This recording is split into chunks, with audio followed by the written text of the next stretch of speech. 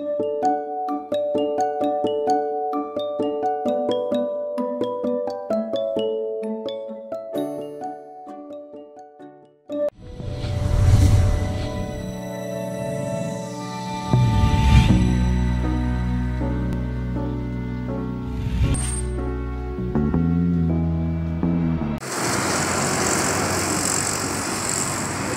au Sanif, au monument.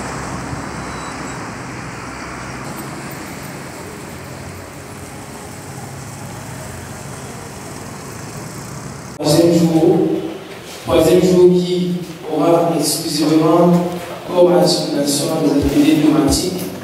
Ateliers thématiques pour meubler justement cette journée et permettre que nous puissions mieux nous outiller, nous équiper sur la thématique de l'économie verte de manière plus globale. Alors il est important de souligner que le thème de ce troisième salon national de l'enquête de l'économie verte, c'est la gestion des déchets et l'économie circulaire au Cameroun, formation, insertion et financement des initiatives. Alors pour le compte de cette journée, nous allons avoir notre troisième atelier thématique. Notre quatrième atelier thématique, excusez-moi, puisque nous avons déjà eu trois autres ateliers qui sont passés, le premier jour, le deuxième jour et aujourd'hui. Alors l'atelier d'aujourd'hui va porter sur le thème l'économie verte comme levier de la valorisation des cultures et l'inclusion sociale. Alors aujourd'hui, encore, nous allons câbler et parler des thématiques bien évidemment importantes pour chacun de nous. Et pour meubler les ateliers, l'atelier d'aujourd'hui, du moins cet atelier-ci, nous avons une dame et un monsieur pour ce qui est des panélistes. Et je vais pour inviter avec l'orientation du protocole chaque panéliste à prendre sa place sur le panel. Je vais inviter d'abord la dame, puisque ce sont des dames avant les messieurs, Madame Antifa Zidi Darel, qui prendra place sur le panel. À la suite de Madame Zidi Darel, je vais inviter ici Monsieur Luc Yomi, qui sera orienté par le protocole pour occuper sa place sur le panel.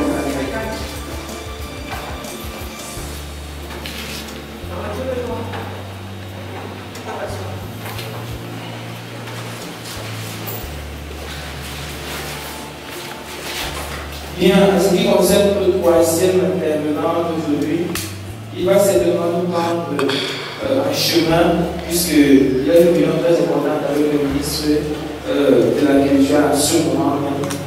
Donc, nous attendons qu'il nous rejoigne. Alors, le panel étant bien évidemment constitué, nous allons dire ici pour des précisions, pour les besoins de la cause, que nous avons Madame Atifa Zidine Karel. Elle est experte consultante au CONAPROD et elle va nous intervenir aujourd'hui sur l'économie verte et objectifs du développement durable, du moins la relation entre l'économie verte et les objectifs du développement durable. En ce qui concerne M. Luc Yomi, il est agent de développement inclusif à base communautaire à Prom Handicap. Alors lui va nous entretenir sur la thématique handicap et économie verte, retour sur l'expérience. Alors sans plus tarder et sans transition, nous allons commencer par la dame, bien évidemment. Et je vais prier Madame Atifa Zidine de nous entretenir sur ce thème qui se veut être un thème très intéressant. Madame, vous avez la parole. Merci beaucoup.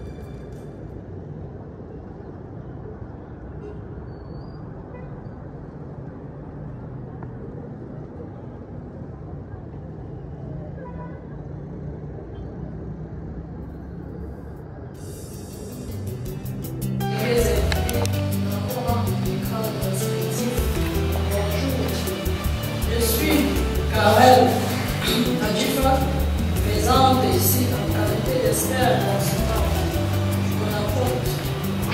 Nos échanges porteront sur l'économie verte dans l'atteinte des objectifs de développement durable et s'articuleront sur les points ci-après.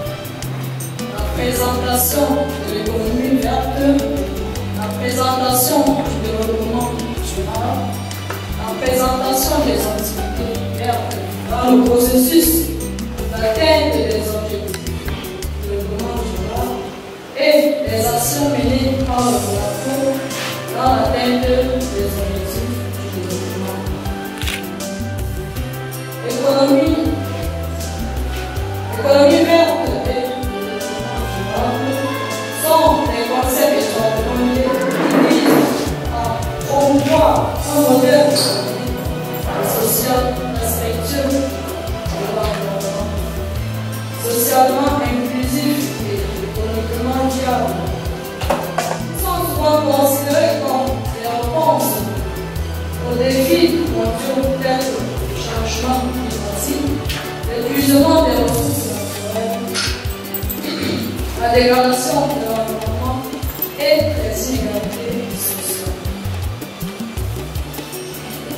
L'économie verte et le développement durable sont des concepts étroitement liés qui visent à promouvoir un modèle économique et social respectueux de l'environnement, socialement inclusif et économiquement viable. Ils sont souvent considérés comme des réponses aux défis mondiaux tels que le changement climatique, l'épuisement des ressources naturelles, la dégradation de l'environnement et les inégalités sociales. Concrètement, l'économie verte est une économie qui entraîne une amélioration du bien-être humain et de l'équité sociale tout en réduisant de manière significative les risques environnementaux et la pénurie de ressources. Elle vise l'amélioration du bien-être, la réduction des inégalités, la préservation environnementale et la gestion durable des ressources. Le développement durable, quant à lui, est un développement qui répond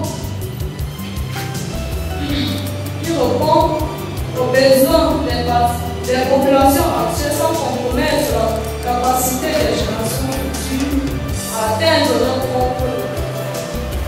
Ce modèle de développement repose sur trois piliers qui sont l'économie, l'environnement et le social. Dans l'optique de promouvoir le développement durable, ces objectifs ont été établis.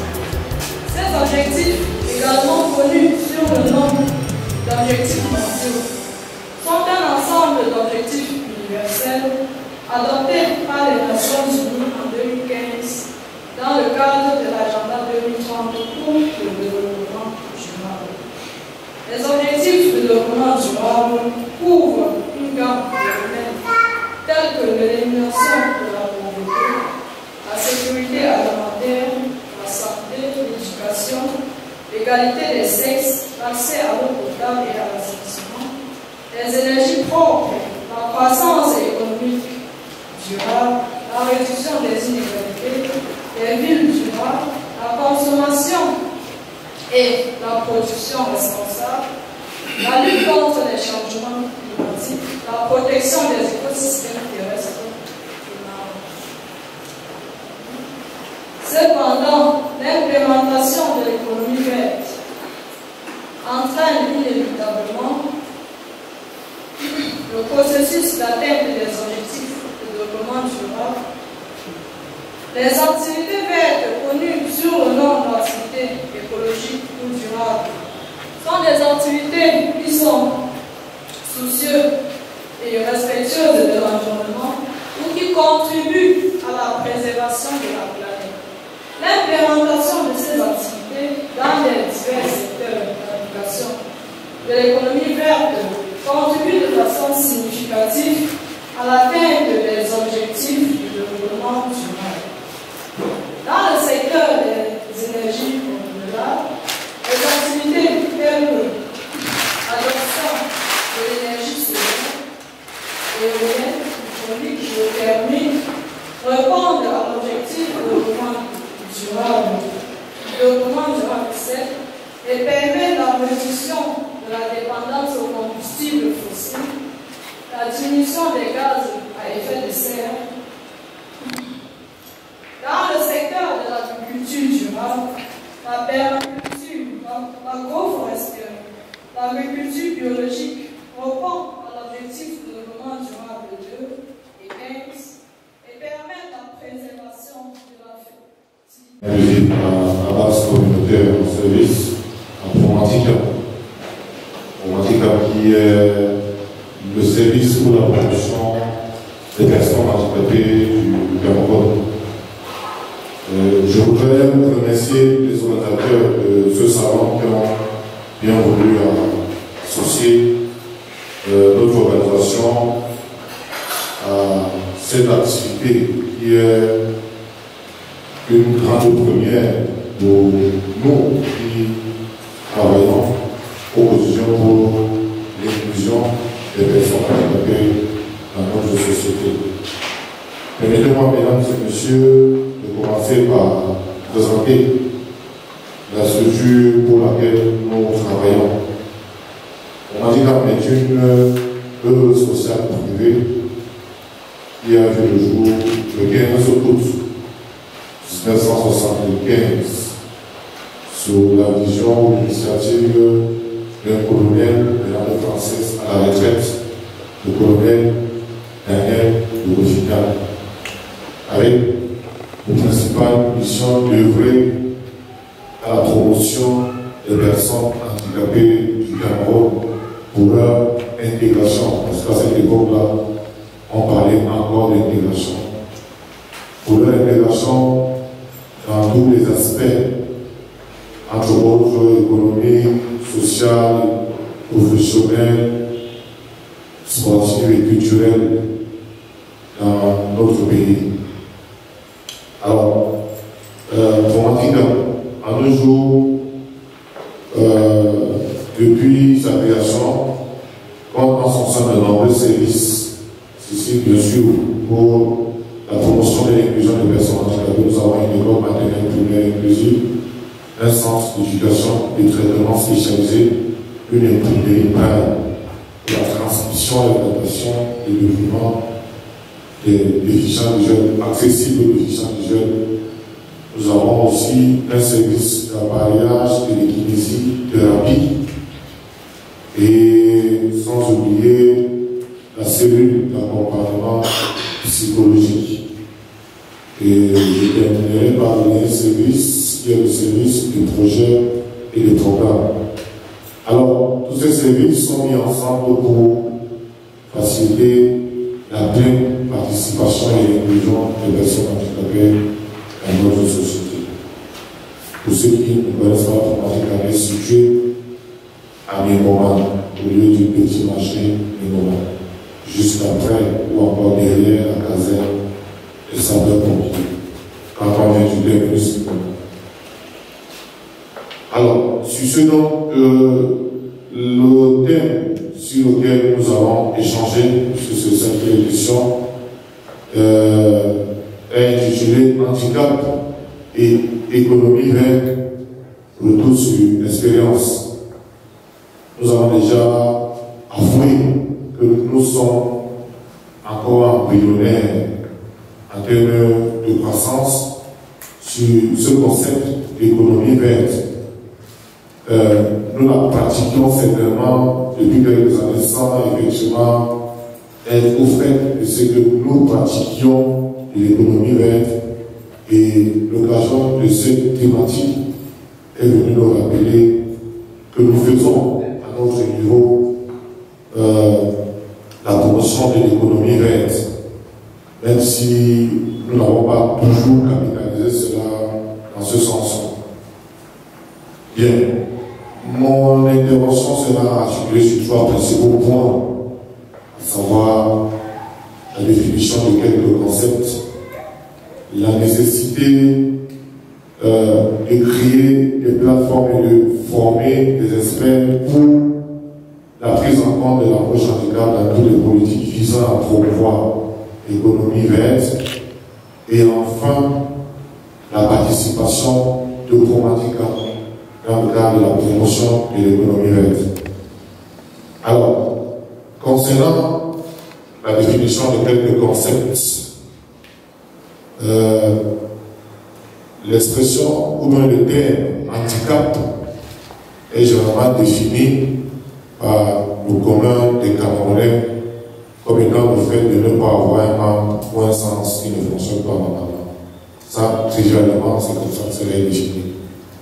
Mais nous, et en accord avec la loi de 2010 portant protection et promotion des personnes handicapées, qui est allée dans le détail, nous avons défini le terme handicap comme étant toute limitation de possibilités de pleine participation d'une personne présentant une déficience à une activité dans un environnement donné. Alors, ici, vous soulignerez les expressions déficience, limitation et environnement. On vous dit, en fait, s'il n'existait pas de barrières environnementales, il n'existerait pas de limitation, il n'existerait pas de déficience, ou du moins les déficiences seraient surmontées. Mais puisque ces barrières existent, les barrières environnementales, même les barrières comportementales, c'est pourquoi nous parlons aujourd'hui de handicap pour les personnes handicapées.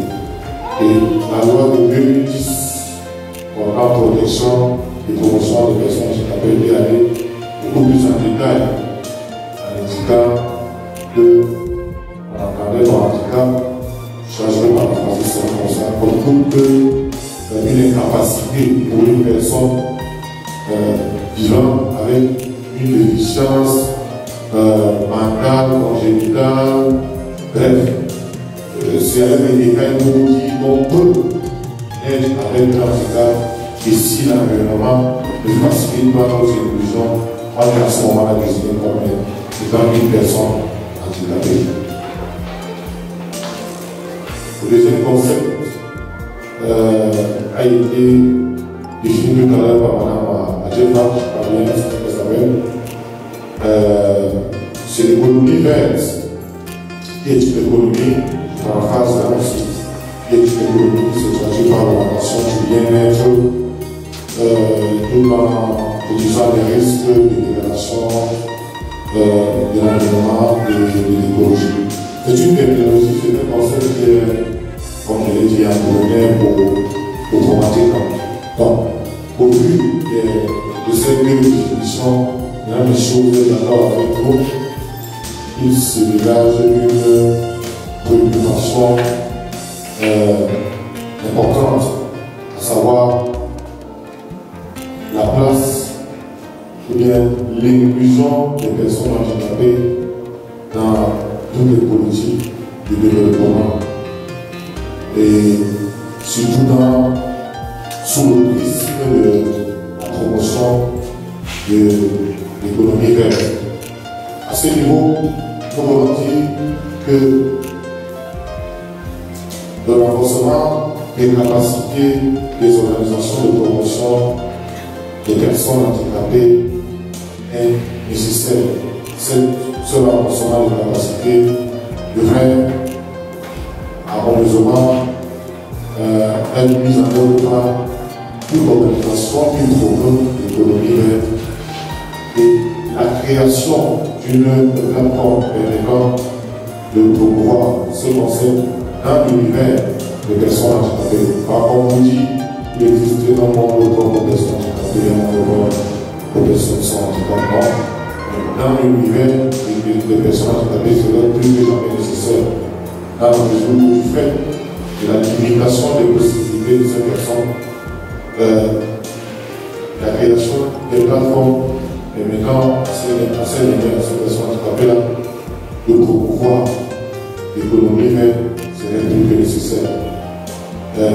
Il est aussi question pour la communauté de créer des pôles d'expertise pour la promotion de l'économie verte. Et à ce niveau, nous avons trouvé une formule qui peut être générique dans ce cas en disant ECOVI, en anglais, économie verte inclusive, c'est-à-dire qui prend en compte les préoccupations liées aux populations vivant avec un handicap ou vivant avec une déficience. Il c'est aussi important que l'État du Cameroun mette sur pied des politiques visant à inclure de plus en plus les questions de handicap dans le domaine de l'économie verte. Généralement, lorsque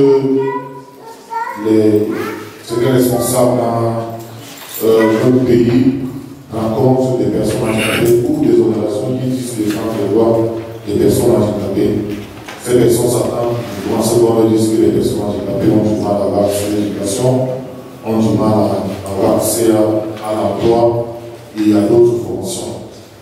Nous pensons que cette politique gouvernementale devrait plus que jamais prendre en compte aussi les besoins de s'affirmer ou de gagner en autonomie en pratiquant les activités relevant de l'économie verte. Mesdames et messieurs, voilà quelques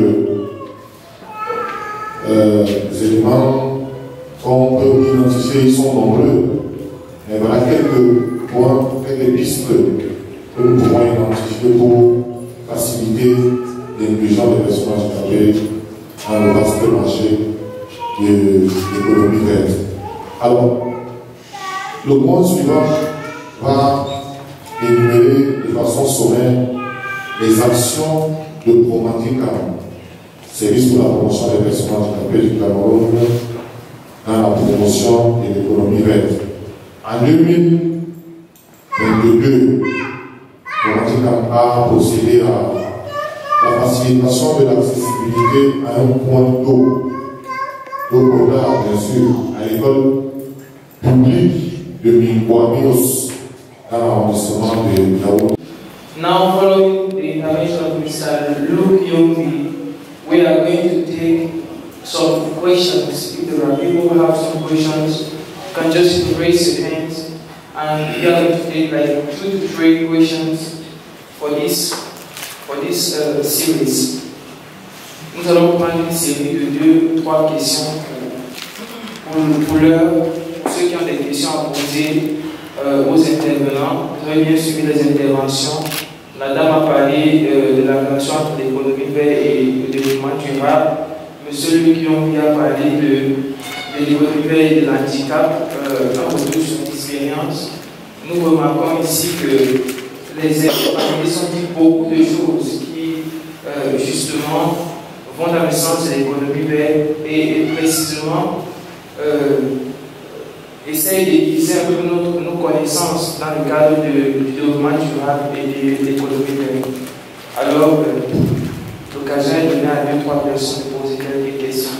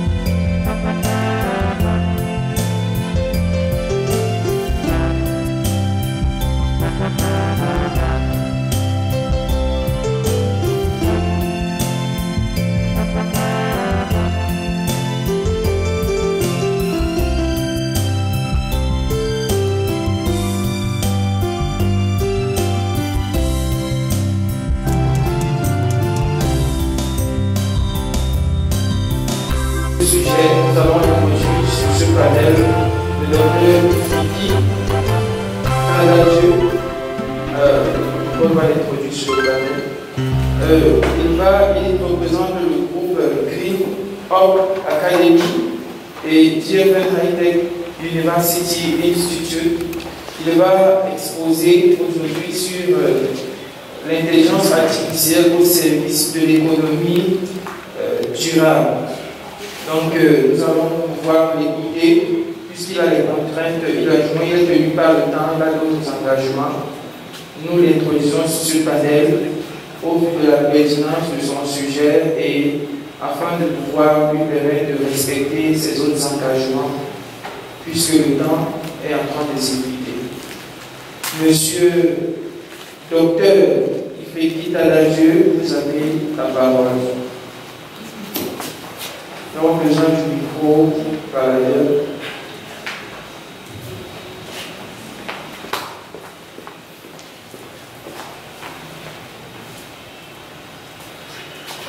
Bonjour tout le monde.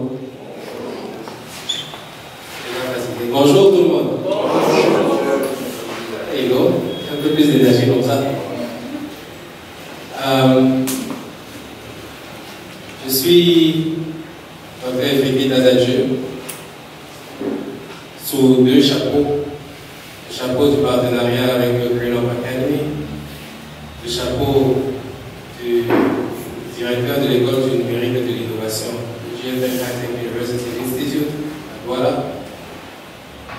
C'est les deux chapeaux qui m'amènent ici, mais après il y a un autre chapeau de chef d'entreprise. Dans le Satellite Missions Design, qui fournit la donnée satellitaire et forme dans les technologies du spatial. Il y a aussi tout un pan d'intelligence artificielle et tout ce qui va avec, raison pour laquelle je suis ici aujourd'hui pour parler de l'intelligence artificielle au service du développement durable. Pardonnez mon français, ce n'est pas de temps en temps si je switch en anglais, just forgive me, l'habitude. J'ai voulu rester dans le thème général. Qu'est-ce qu'on fait des ordures et comment on optimise l'économie circular economy. Mais avant de commencer, j'ai envie de préciser quelque chose. Tout ce qui est green economy, circular economy, sustainability, c'est sous le slogan de sauver la planète, non? Ou bien, il faut sauver la planète. Alors j'aimerais proposer une autre façon de voir ça. Je suis de ceux qui pensent que la planète n'a pas besoin d'être sauvée. Elle va trouver le moyen de s'ajuster toute seule.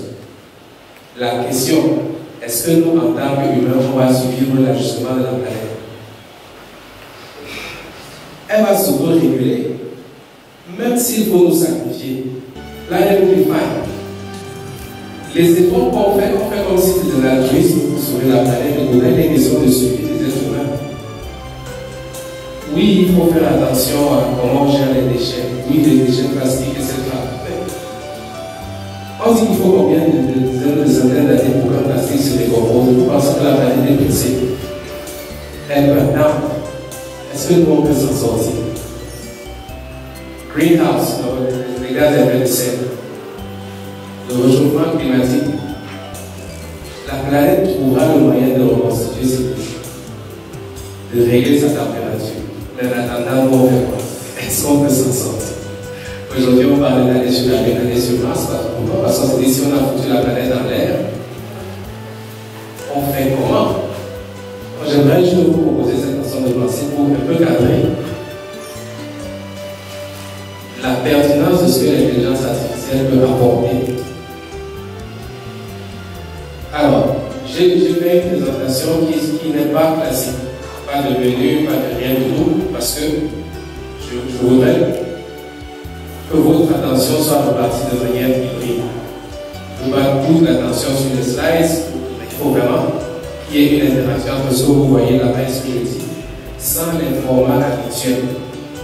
C'est des choses que je disais comme ça.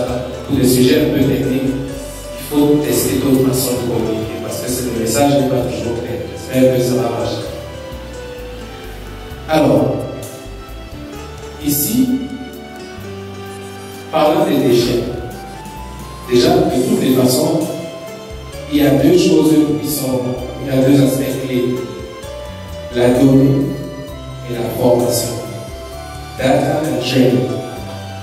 Quel que soit ce qu'on veut faire, il faut avoir la donnée, il faut être formé pour savoir quoi faire. À la limite, on se fait accompagner, mais voilà deux aspects clés. Pour ce qui concerne la gestion des déchets, liée à l'intelligence artificielle, liée à la gestion des déchets, il faut déjà pouvoir, comment dire, faire une sélection. Il faut déjà pouvoir savoir quel déchet peut servir à quoi. Ailleurs, il y a le color code, il y a les poubelles vertes, les poubelles jaunes, il y a beaucoup de sensibilisation sur ce à quoi servent ces poubelles, qu'est-ce qu'il faut mettre où. Là, revenons dans le contexte du Cameroun. Où qu'est-ce qui se penche dessus. En réalité, qui va se mettre au tri. Il faut quel volume d'efforts pour que les gens commencent à trier. On sait très bien qu'aujourd'hui, on peut faire des pavés, on peut faire plein de choses avec les différentes catégories. Ça, on sait, ça passe au journal, ça passe ici. Mais, à la limite, on sait comment il y a les poubelles qui bouchent les écoles, on va les voir après, je ne sais pas comment ça y est. Certains vont sortir après une grosse pluie, on prend les filets, on sort les poubelles là, on emballe, on attend qu'on vienne chercher pour aller transformer vers les balades. Est-ce que ça c'est un modèle qui est sustainable? Je reviens à la question tout à l'heure. Qu'est-ce qui se passe à la source? Comment on fait pour ne plus avoir de la source? Alors, nous, dans notre contexte, si on a assez de data, parce que l'intelligence artificielle, c'est vrai que c'est défini selon l'audience. Pour une audience française, l'intelligence artificielle, c'est une série. On peut voir ça comme une série de modèles intelligents qui permettent aux machines de prendre certaines décisions et de tirer certaines conclusions. Dans ce cas-ci, vu qu'on n'a pas vraiment la culture du tri, etc., est-ce qu'on peut collecter assez de données des Camerounais dans le contexte camerounais pour, par exemple, sortir un outil? Ça peut être une application web ou pas, quelque chose qui marche sur Android de climatique, avec lequel vous filmez souvent les ordures sans vous dire quoi faire. Est-ce qu'il peut y avoir des comment on appelle en français les incentives, des choses pour motiver les gens à utiliser un tel outil? Est-ce qu'il y a des programmes? D'ailleurs, on a vu, selon la quantité d'ordures collectées, les entreprises telco avaient mis des forfaits de data. Est-ce qu'on peut passer dans un outil qui permet à mon aide facilement de faire une sélection et puis dans un certain volume, on a besoin de 700 milliards de GPS. Voilà des modèles qui peuvent facilement être facilités par l'intelligence artificielle. Je peux rester dans le pragmatique. Parce que souvent, par rapport à l'IA, on est peu, c'est pas trop grave. C'est des outils facilitateurs d'un certain niveau de pragmatisme. Donc voilà un niveau de pragmatisme au niveau de la gestion. Est-ce qu'il peut repartir la gestion? Est-ce qu'il peut? On ne va pas aller faire les campagnes de sensibilisation. Je suis Lisa Gamba, journaliste et étudiante à l'Université de Yaoundé 1 en sciences de l'éducation, master professionnel éducation et développement durable. Alors la question que j'aimerais poser par rapport à l'intelligence artificielle, parce qu'il faut dire que j'ai assisté à plusieurs conférences et à cet effet, on parle toujours de plus en plus de l'intelligence artificielle et de ses prouesses. Maintenant, j'ai un problème au niveau des limites parce qu'on ne nous parle pas assez. Déjà, je pense, c'est mon avis, que l'intelligence artificielle viendra davantage rétrograder la mentalité de l'Africain qui n'aime pas déjà faire des recherches. Donc, bien que l'intelligence artificielle essaiera de booster l'intelligence africaine et camerounais en particulier, ne pensez-vous pas que ça freinera l'intelligence naturelle même de l'Africain éducatif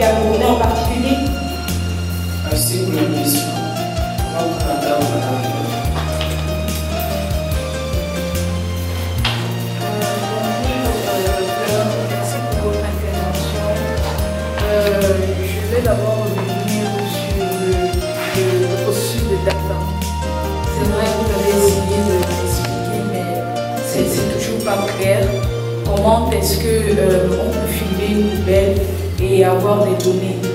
Et je reviens aussi sur la méthode même de collecte des données. De quoi s'agit-il? Troisième question, est-ce que nos politiques publiques sont à même de pouvoir financer ce genre de projet? Et est-ce qu'il y a même une sensibilité même par rapport à l'information? Parce que il ne faut pas se leurrer. Le nombre de Camerounais aujourd'hui qui maîtrisent la technologie, qui maîtrisent l'intelligence artificielle à ce niveau-là. Pour les collectivités territoriales décentralisées jouent un rôle très important sur les questions de développement. Même si on parle des ODD, que ça a été débattu dans le premier thème, il faut davantage approcher ces sujets au niveau local. À cet effet, parlant de la question de gestion des déchets. Actuellement, l'État accompagne les communes à travers un guichet de financement qu'ils appellent les droits d'assises. Donc il s'agit d'un financement pour la disposition des communes pour leur permettre de mieux gérer la question des déchets au niveau local. De manière concrète, il est question dans le cadre des financements d'accompagner les communes par exemple à élaborer des plans communaux de gestion des déchets. Et dans le cadre de ce processus, les communes se font accompagner par des organisations qui ont la compétence, qui ont l'expertise. Et au cours de ce processus, ces organisations conduisent des diagnostics. Des diagnostics qui permettent justement de faire la collecte des données. Parfois, ces données sont disponibles. Tout à l'heure, vous avez relevé l'importance de la disponibilité des données pour pouvoir mettre en évidence l'intelligence artificielle. Vous avez également parlé de la formation. Bon, vous avez il reste 30 secondes. Ok, donc je voudrais tout simplement dire que l'intelligence, les problèmes sont réels, les problèmes sont visibles. Donc l'intelligence artificielle a une place très importante sur les questions de développement, de manière particulière sur les questions de gestion des déchets, et que les données sont disponibles. Mais comment faire pour accéder à ces données au niveau local et comment faire pour former ces acteurs locaux qui disposent souvent des données. Donc c'est ça. Merci beaucoup. Il y a une question là. Il y a une question encore. Je suis pour étudiant. Alors ma question s'adresse je voudrais savoir, lorsque vous parlez de la collecte des informations et des outils de la collecte des informations, est-ce qu'il s'agit des tailles ici, vous parlez de tailles classiques pour les choses que nous connaissons encore, ou bien des applications qui sont en train d'être créées, gouvernement, ChatGPT, AI, recherche, pour nous voir ici c'est pour les Camerounais recherchent par exemple pour chaque personne qui va faire des recherches sur les mémoires, les restes, les expériences, à la fois on finit par publier sur le Google. Et ça constitue déjà une base de données. Comment est-ce que là il fonctionne pour porter l'information si c'est pas bon? Merci. On va parler. Donc, moi, la dernière question de la première, là, jusqu'ici, en question. Bonsoir. Merci pour l'expliquer. Je pense que nous sommes importants. Alors, déjà, j'ai une préoccupation, ou alors moi, je suis un peu sceptique, ou alors je dirais, je ne partage pas totalement votre avis, docteur Sekou, au début, dans vos propos liminaires. Alors, je pense déjà que le Camerounais, c'est ça, a la culture du tri des déchets. Ça, c'est important de le dire. Parce que moi, ma grand-mère à la maison, lorsqu'elle faisait fumer du poisson, comme je me rappelais encore le conseil sur l'année, qui a aussi une grand-mère qui faisait fumer du poisson. Elle prenait le soin de séparer les déchets ménagers, les peaux de plantain, de manioc. C'est avec ça qu'elle utilisait pour fumer son poisson. Ça, c'est déjà culturellement la preuve qu'il y a un tri de déchets. Il y a ce tri-là, il y a cette culture-là. Bon, maintenant, est-ce que le système éducatif prend en compte la culture camerounaise? Ça, c'est la question que je me poser. Peut-être une part de l'éducation pour l'enfant. Bon, maintenant, concernant l'IA, j'aimerais savoir, est-ce qu'il y a des modèles qui ont fonctionné ailleurs? Parce que vous nous avez rappelé qu'ils sont tous du concret.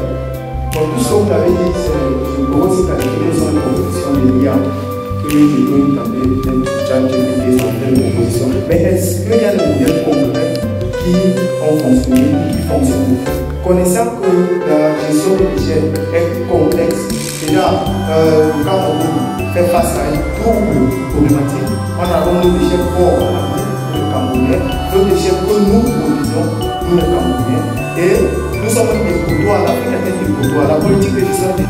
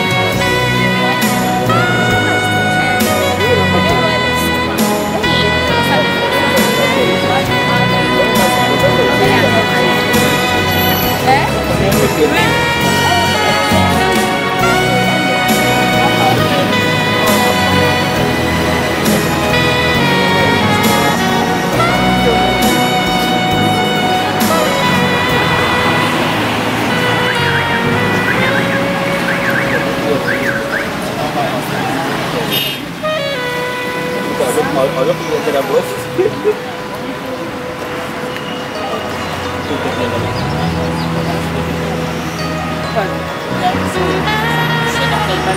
C'est